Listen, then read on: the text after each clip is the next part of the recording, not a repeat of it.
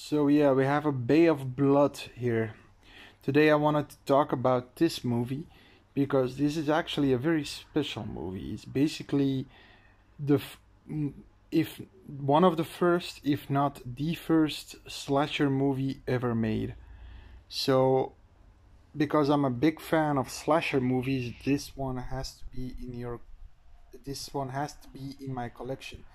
If you're a slasher fan, you really should have this one in your collection too, because, like I said, I think it's really the first slasher movie ever made. It's from 1971. It's made by Mario Bava, who is probably one of the more famous Italian horror directors, like Dario Argento and Lucio Fucci.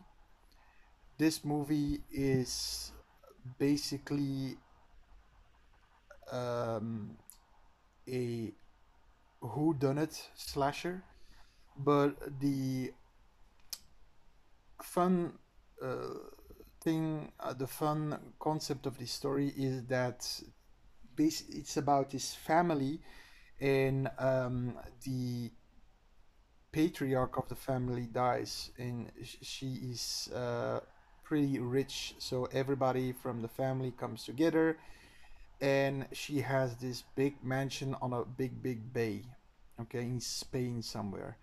So of course everybody wants a piece of it and everybody wants the inheritance. So what happens is that everybody's getting killed off, and who like I said, it's a who done it story for the inheritance. And it's pretty bloody too. It has a few for a 1971 movie. It has a few very gory scenes. There's this one scene with you see that with this crooked blade, where he sort of slices somebody's throat while running.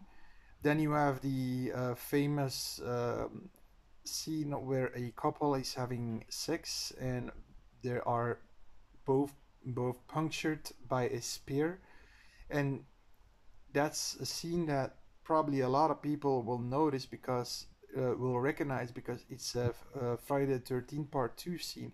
Like I said, a lot of horror movies, a lot of slasher movies really picked Mario Bava's brain to have certain elements of this movie adapted in their movie.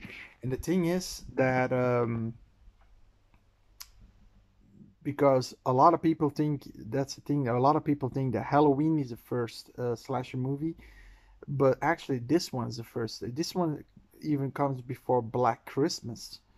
So, but this one wasn't universally recognized at the time, and Halloween was really popular at the time, so everybody wanted a piece of Halloween.